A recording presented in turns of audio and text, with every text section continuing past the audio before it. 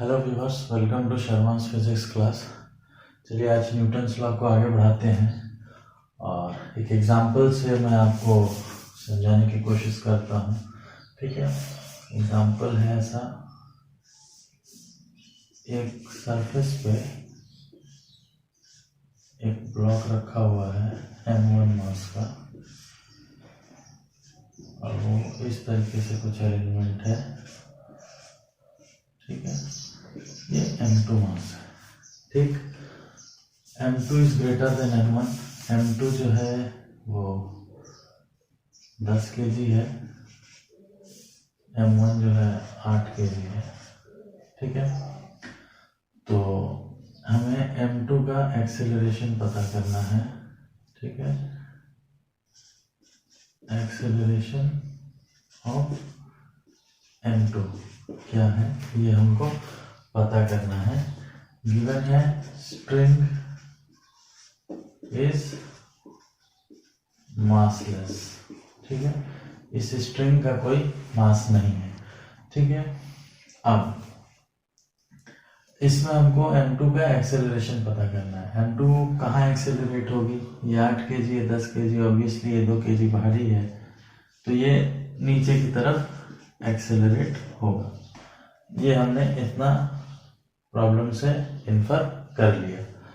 अब नेक्स्ट, हमें सबसे पहला मैंने कहा था कि इम्पोर्टेंट चीज है frame of reference. Frame of reference आप कहाँ से ऑब्जर्व कर रहे हैं? इस सिस्टम को ये मेरे सामने रखा है, मान लीजिए कोई बेंच है उस पर रखा हुआ है, m2 m1 इस तरीके से अरेंजमेंट करके रखा हुआ, मैं यहाँ से खड़े होकर ऑब्जर्व कर रहा हूँ। तो मेरा फ्रेम ऑफ रेफरेंस क्या है? इनर्शियल है। और ये सारा सिस्टम क्या है? ये भी एक इनर्शियल फ्रेम पे रखा हुआ है, धरती पे रखा हुआ है। ठीक है, तो हमारा इनर्शियल फ्रेम ऑफ रेफरेंस है तो न्यूटन्स लॉ लगेगा। अच्छा, नेक्स्ट, अब मुझे डिसाइड करना है क्या? मेरा सिस्टम,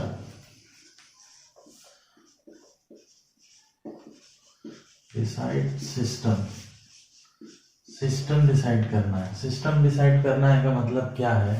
देखिए, सिस्टम उसमें उसको हम लोग इंक्लूड करते हैं जिनका एक्सेलरेशन सेम हो। ठीक है, अब यहाँ पे m2 है, यहाँ पे m1 है, स्ट्रिंग है। ठीक है, ये तीनों अलग अलग सिस्टम है। कैसे? m2 नीचे की तरफ जा रहा है, इसकी हालांकि दोनों की स्पीड सेम होगी, जब नीचे जाएंगे तब अलग नहीं होगी, लेकिन इसका डायरेक्शन डाउनवर्ड है, इसका हॉरिजॉन्टल है, तो डायरेक्शन अलग है तो एक्सेलरेशन अलग होगा। तो इसको और इसको हम अलग अलग सिस्टम पकड़ेंगे। ये मासलेस स्ट्रिंग है तो कुछ बात ही नहीं करनी है इसकी। अच्छा, अगर मान लीजिए इससे एक अटैच्ड होता कुछ सॉलिड रॉड से या कुछ यहाँ पे एक और मास यहाँ पे, तो हमको इन दोनों को मिला के एक सिस्टम मान सकते हैं। क्यों? दोनों का एक्सेलरेशन, वेलोसिटी सब कुछ एक ही रहता। या फिर इससे एक अटैच्ड होता तो उसको हम लोग ऐसे होल सिस्टम मान लेते हैं, लेकिन ये दोनों अलग अलग सिस्टम है। ठीक है, तो सिस्टम डिसाइड करते वक्त ये चीज ध्यान में रखना है आप लोगों को। ठीक, उसके बाद तीसरा हुआ, आपको क्या करना है? आपको सिस्टम जब डिसाइड हो गया तो उसका FBD यानी कि फ्री बॉडी डायग्राम बना लेना है। ठीक है, फ्री बॉडी डायग्राम बना लेना। फ्री बॉडी डायग्राम कैसे बनाना है? देखिए, पहले मैं किसको लूं? इसको लेता हूं, m2 को। ठीक है, तो m2 है मेरा। m2 पे क्या हो रहा है भाई? m2 पे इसका जो मास है उसके कारण धरती खींचती है ना भाई, जिस किसी भी चीज को, तो उसका वेट होगा, उसका वेट जिसको हम लोग m2 इंटू जी लिखते हैं, mass into acceleration due to gravity, वो काम कर रहा है। अब ये नीचे आ रहा है तो ये इसको नीचे, अगर इसको रस्सी नहीं होता, ये स्ट्रिंग नहीं होती तो एकदम फ्री फॉल करता, बट ये स्ट्रिंग इसको नीचे आने से रोक रही है, इसको ऊपर खींच रहा है स्ट्रिंग, तभी तो ये नीचे आने, माने कुछ कम एक्सेलरेशन से नीचे आएगा। अगर ये नहीं होता तो ये जिस एक्सेलरेशन से गिरता और है तो ये जिस एक्सेलरेशन से गिरेगा वो अलग होंगी, ऑब्वियसली, क्योंकि ये मास यहाँ पे अटैच्ड है स्ट्रिंग के साथ। तो इसका मतलब है कि ये स्ट्रिंग इसको कुछ ना कुछ खींच रहा है ऊपर, तभी ये फ्रीली फॉल नहीं कर पा रहा है। तो उस खिंचाव को, उसको हम लोग कहते हैं टेंशन, ठीक है, उसको हम लोग कहते हैं टेंशन टी, ठीक। तो इस मास पे दो फोर्स काम कर रही हैं, तीसरा और कोई फोर्स दिख रहा है? मुझे तो नहीं दिख रहा है, ठीक। तो अब हमारा नेक्स्ट स्टेप क्या होगा, हमें फोर्सेस आइडेंटिफाई करने थे। आइडेंटिफिकेशन,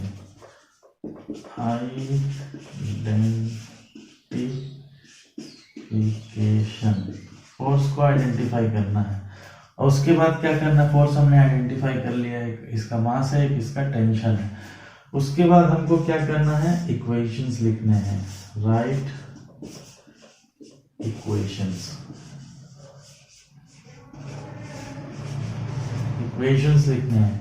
तो इसके संदर्भ में क्या इक्वेशन होगा, तो ये एक्सेलरेट कर रहा है, हमको पता है डाउनवर्ड, ठीक है। अच्छा देखिए, ये सिस्टम है। फर्स्ट लॉ क्या कहता है, एफ नेट अगर जीरो हो तो कोई एक्सेलरेशन नहीं होगा, लेकिन हमको पता है इसमें एक्सेलरेशन हो रहा है। हम देख के प्रिडिक्ट कर सकते हैं कि इसमें एक्सेलरेशन हो रहा है, मतलब फर्स्ट लॉ खारिज हो गया, एफ नेट जीरो नहीं है। तो एफ नेट जब जीरो नहीं है तो फर्स्ट लॉ क्या कहता है, एफ नेट जो है वो equal to mass into acceleration होता है, यही है सेकंड लॉ, ठीक। तो अब हम लोगों को ये समझना है कि मतलब इसमें ये दो ही फोर्स काम कर रहे हैं, तो इन दोनों में कुछ डिसबैलेंस है, तभी एक नेट फोर्स बन रहा है जो इसको एक्सेलरेट कर रहा है। अब हम क्या कहते हैं कि डाउनवर्ड डायरेक्शन को भी पॉजिटिव मान लेते हैं, ठीक है। तो पॉजिटिव मानते हैं, एक कन्वेंशन है, ऐसा कोई जरूरी नहीं है, बट इस क्वेश्चन में मैं डाउनवर्ड मोशन को पॉजिटिव मान रहा हूं, ठीक है। अब तो इसमें दो फोर्स है, एक वेट और एक टेंशन, इन दोनों के डिसबैलेंस से ही नीचे की तरफ एक्सेलरेशन आ रहा है। तो ऑब्वियस सी बात है, वेट ज्यादा होगा, टेंशन कम होगा, तभी ये नीचे आ रहा है। तो हम लोग क्या लिखते हैं, W पॉजिटिव डायरेक्शन है, माइनस नेगेटिव डायरेक्शन में है T, तो T इज इक्वल टू यही नेट फोर्स होगा, क्या होगा, मास इनटू एक्सेलरेशन। मास क्या है, m2, एक्सेलरेशन हम लोग a मान के चलते हैं अभी, तो इसको हम लोग लिख सकते हैं m2g minus T is equal to m2 into a। ये हमारा इक्वेशन नंबर 1 हो गया, ठीक है। अब नेक्स्ट, अब भाई इसमें हमको t भी नहीं पता है, a भी नहीं पता है, तो कैसे होगा भाई, हमको एक्सेलरेशन निकालना है तो हमको या तो t पता होना चाहिए, या तो हमको एक और इक्वेशन मिल जाए जिससे कि हम सॉल्व कर पाए t और a में, ठीक है। तो एक और इक्वेशन कैसे मिलेगा, तो हम लोगों के पास एक और सिस्टम तो है यहाँ पे। अब ये यहाँ पे जो है, इसको भी तो ये रस्सी खींच रही है, ये तो अपने आप नहीं जा रहा है, तो एक पुल मिल रहा है, ठीक है। तो इसको यहाँ पे टेंशन मिल रहा है रस्सी से, उसी को टेंशन, रस्सी में तो टेंशन थ्रू आउट सेम रहेगा। अगर कोई स्ट्रिंग है, इसको अगर आप इधर से खींच रहे हैं, इधर कुछ वेट है, तो थ्रू आउट इसके टेंशन सेम रहेगा, नहीं तो ये इलोंगेट हो जाएगा ना, ठीक। तो इसमें टेंशन सेम है, तो उसी टेंशन से ये खींच रहा है, ठीक। तो इसका फ्री बॉडी डायग्राम पहले हम लोग बना के देखते हैं कि क्या है, ठीक है। तो ये मेरा मास हो गया m1 का फ्री बॉडी क्या है भाई, एक तो इसको ग्रेविटेशनल पुल खींच रहा है अर्थ से, m1g इसका वेट हो गया। अब ये किसी बेंच पे, सरफेस पे है, तो वो उसको भी रिएक्शन फोर्स दे रहा, तभी वहां पे है, नहीं तो वर्टिकल डायरेक्शन में भी मोशन होता, तो ये रिएक्शन है इसका R, ठीक। दूसरा फोर्स कौन सा है, एक ये है टेंशन की हॉरिजॉन्टल डायरेक्शन में, और कोई फोर्स है नहीं है, ठीक है। देखिए अब वर्टिकल डायरेक्शन में अगर देखा जाए तो हमारा कुछ एक्सेलरेशन नहीं हो रहा है, इस ब्लॉक में हो रहा है क्या, नहीं हो रहा है, मतलब F net in vertical direction जो है वो जीरो है, वर्टिकल में कोई मोशन नहीं है, ये दोनों एक दूसरे को कैंसिल आउट कर रहा है, तो ये हमारा कंसर्न नहीं है। ठीक है, हमारा क्या है, मोशन हॉरिजॉन्टल में हो रहा है, तो हॉरिजॉन्टल में हमारा क्या है, एक्सेलरेशन हो रहा है। तो भाई कुछ तो डिसबैलेंस फोर्स है इसलिए हो रहा है, तो वो डिसबैलेंस फोर्स कौन सा है, हम इस डायरेक्शन को पॉजिटिव लेते हैं क्योंकि इसी डायरेक्शन में ये मूव कर रहा है, तो डिसबैलेंस फोर्स हमारा क्या है, टी है। दूसरा कोई है इस तरफ खींचने वाला, नहीं है, फ्रिक्शन नहीं है, ये फ्रिक्शनलेस है। ठीक है, यहां मैं लिख देता हूं FRICTIO, फ्रिक्शनलेस सरफेस। ठीक, तो T है, तो ये इक्वल टू क्या होगा, यही नेट फोर्स है, इक्वल टू ma होगा, तो m1 इंटू ए, ये मेरा हो गया इक्वेशन नंबर 2। और देखो T और A में दूसरा इक्वेशन आ गया। अब इस T को जगह हम यहाँ पे पुट कर देंगे, तो क्या हो जाएगा, m2g minus m1a is equal to m2a, implies a is equal to हो जाएगा m2g बटा m1 प्लस m2। ठीक है, वैल्यूज रखेंगे, m2 कितना है 10 इंटू जी कितना है 10, m2 10, g को 9.8 10 ले लेते हैं, और 10 प्लस 8 हो गया 18, ये 10 प्लस 8 m1 प्लस m2, ये कितना आएगा, 100 को 18 से भाग देंगे तो 18 चौहत्तर 95, 18 6 का 108, लगभग ये 6 मीटर्स पर सेकेंड स्क्वायर आएगा, ये अप्रॉक्स है, हाँ 5 पॉइंट समथिंग आएगा, मैं 6 लिख रहा हूँ। ठीक, ये एक्सेलरेशन निकल गया। आप कोई पूछे भाई टेंशन कितना है, टेंशन आराम से निकल जाएगा, हमारे पास इक्वेशन है m1 इंटू ए, m1 कितना है हमारा 8 इंटू ए 6, 48 न्यूटन। ठीक है, इतना न्यूटन का इसमें टेंशन होगा।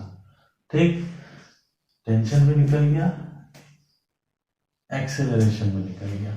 इस तरीके से हम लोगों को प्रॉब्लम को सॉल्व करना है, इक्वेशंस निकालने हैं और उसके बाद उसको सॉल्व करना है, राइट इक्वेशंस एंड सॉल्व।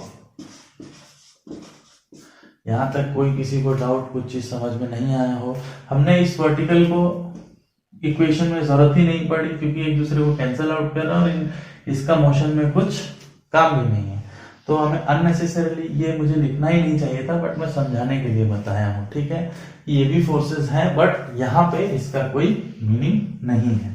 ठीक, ये आपको कैसे अप्रोच करना है, ये आपके 5 नियम है।